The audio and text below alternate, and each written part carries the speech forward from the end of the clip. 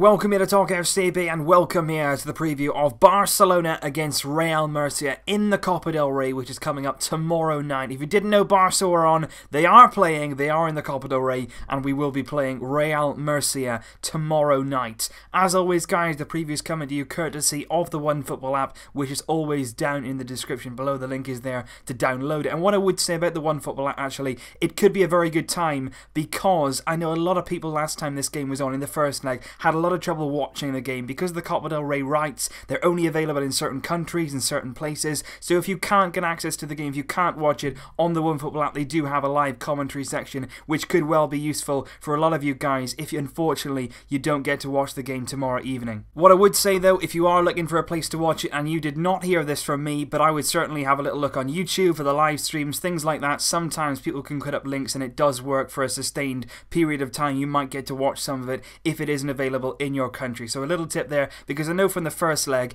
it was really difficult. The Copa del Rey rights this season are all over the place. They don't really know. They're trying to sort of get it on their YouTube channel. They're trying to really push that, and obviously everybody else is getting lost in all of that. So just a little tip there if you are trying to watch the game tomorrow. And as we know, this is the second leg of this particular tie. In the first leg we did come away in the away leg with a 3-0 victory, which I think is very, very significant. On the day, Paco Alcácer scoring, Deulofeu and Jose Arnaiz scoring on his first team debut. He had a really, really impressive game, and I think that 3-0 away victory really does give us a good chance now in this home leg to really play some youth, see what's there, have a little look at the squad, rest some very, very key players, and it's a really, really good thing that we can come into this game. There's not really any pressure on it. There's absolutely no danger of us losing this game now, so Valverde can really experiment. He can have a full look at his squad, he can bring in some young players, and it's going to be quite exciting to see tomorrow who exactly plays, how they play, and of course playing at the Camp Nou, it's not going to be a full house, it's not going to be anywhere near that, but it is still a big occasion for these guys coming and making their debuts, making their first team appearances. It's a really big thing to be doing it at the Camp Nou, and it's going to be really, really interesting to tomorrow to see how they respond to that. But in terms of our opposition tomorrow, Real Murcia, they're currently in the third tier of Spanish football in the Spanish Segunda B division, of course, with Barcelona B before they got promoted last season to the Segunda, which is the second division in Spain. Murcia currently are fifth in the Segunda B, and they've actually been in very, very good form. Since we beat them 3-0 in that Copa del Rey first tie, they have actually won 5 of their last 6 games in their division, so they're on good form. And in that first leg as well, they showed some promise. They had a few counter-attacks, they had a few close chances on goal. I remember Silicen did have a few saves to make, and they're a decent enough team. I think Barcelona B players coming into this team trying to play will have a good fun against them, and I think it could be a really entertaining watch. So I think in the first leg, a lot of people who did get to watch that game, it was quite inspiring. It was really quite a good game to watch, even though of course Murcia are nowhere near our level. It's not really going to be a competitive game at all, but it is fun to watch the young players. It is fun to watch people coming and trying to make an impression, particularly Jose Arnaiz, like I said, in that first leg really did make an impression. I'm going to be talking more about him later on in the video, but just players like that, eager to make their point, eager to prove themselves. It is quite fun to watch sometimes,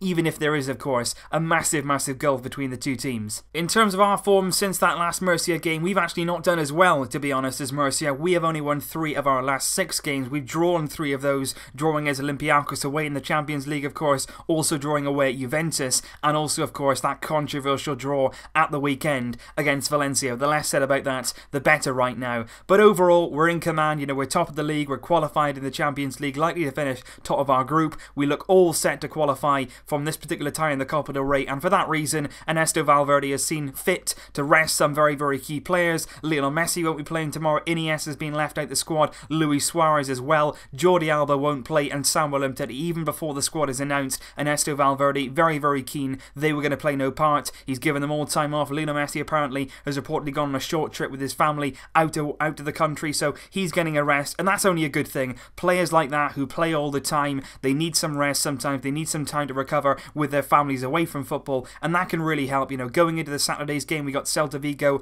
at home in the league. That's a big game for us. We've slipped up in the past against them, so we need to be on our game. These players play every week, and the chance that they do get to have a few days off, it can really be very beneficial for them. But overall, like I say, coming into the game with that 3-0 victory on the back of the last leg, we're in very, very confident mood. We would certainly expect to progress from this tie, and if we do, which of course we should do, the draw for the next stage of the Copa del Rey will be on Tuesday, December the 5th. That'll then be the draw, and I did hear that apparently the draw is actually situated this year so that possibly in the next round it could be a Clasico. A lot of the time in the Copa del Rey, the draws are set out so the sort of Barcelona and Real Madrid can't really really meet each other until the last few stages, but apparently in the next round it is potentially possible that Barca and Real could meet and then have a Clásico in the very next round in the Copa del Rey, which would be pretty exciting in itself. But overall, like I say, it is about the young players tomorrow. There is a bit of a restriction. Valverde can't go completely crazy and start an entire team of Barcelona B players. There is a restriction on how many you can start in one go, so he's going to have to pick a few to start the game, maybe then make some rotations. Some of the first team guys will also get a run. I think Silesen will definitely come and play in goal. He doesn't get many opportunities, and this is one of those that he'll certainly like to take in the Copa del Rey.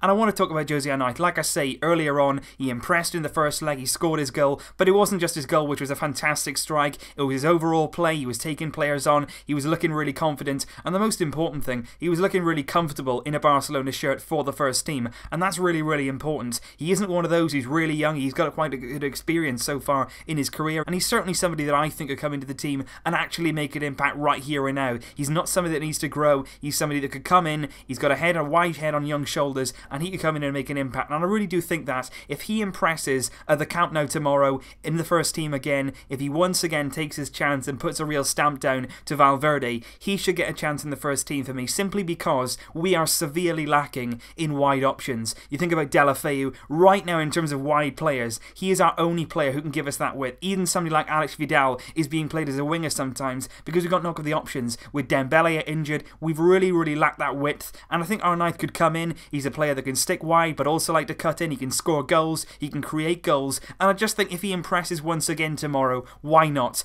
Deulofeu hasn't been brilliant lately. We've got nobody else to sort of come in and compete with that. Why not give a chance to somebody who's doing his best for Barcelona B, who's had an impressive season so far? If he impresses tomorrow once again for the first team, just like with the first leg, give him a chance. It doesn't have to be right now, but at some point this season, these players who do well and come up and give us a bit of a show, they deserve their opportunity. And likewise, I would say exactly the same for Carlos Alenia. He was particularly good in that first leg, particularly in that first half. He was getting on the ball again, looking very comfortable. That's the important thing. These players who can come up and don't really get hit by the pressure. They're happy to show their stuff in the first team. They're happy to get on the ball. They're happy to try and do something with it and be positive. That's the sort of mindset that you need to succeed at Barcelona. And I certainly think Alenia is another one, could come into our midfield. We got a lot of midfielders. We're not blessed with world-class quality. Nobody in that midfield right now with the players that we've got fit, really. Obviously, you've got Iniesta, you've got Busquets, but there's slots in that midfield that are open. If Carlos Alenia impresses tomorrow, once again, the question has to be asked, should he be given a chance in the first team?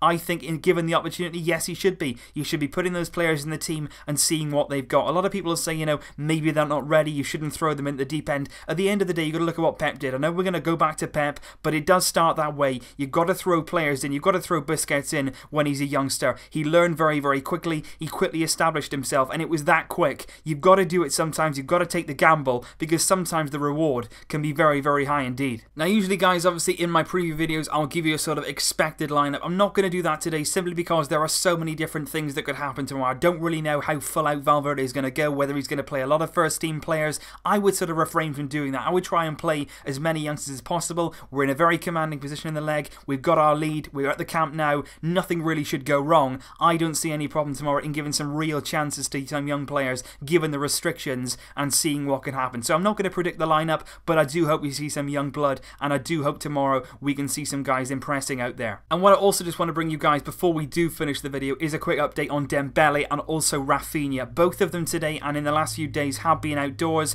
They've been training on their own. They have been stepping up their recoveries, and both of them now are ending this sort of cycle. They're trying now to get on that last bit before they join the full squad for full training. Both of them are doing very well. Rafinha is targeting a return in the coming month, giving everything goes well. Dembele too is stepping up his recovery. Obviously the Clásico looms at the end of December, but he's really targeting that return like we thought originally in that first week of January. If everything goes being well, he will rejoin first team training in 2 weeks' time. That is the official word coming from Dembele. In 2 weeks he'll be back with the first team. He'll be training as a group, but obviously then after being out for so long, so many months, you've got to get yourself back in the groove. You've got to get yourself match fit. Match sharpness is very important, especially at the top level. So Dembele won't be able to join training and then jump straight into a match. It's not that simple, especially with this kind of injury. So it's going to take a bit of time, but everything is on track with him, which is very good news indeed. So like I say, guys, hopefully a lot of you can get the game tomorrow. Hopefully you can watch some of these young guys in action. Hopefully they do put on a bit of a show for us at the Camp Nou. Hopefully we can win this, progress to the next stage of the Copa del Rey as is certainly expected. expected tomorrow. I will see you very, very soon indeed with more videos, guys. Leave your thoughts and predictions down below for the coming game. Let me know who you would like to see playing tomorrow, who you're quite excited to see out at the Camp Nou tomorrow. Let me know your thoughts down below, guys. I will see you very, very soon indeed. But until then, as always, Vesca el Barça. Barça! Barça!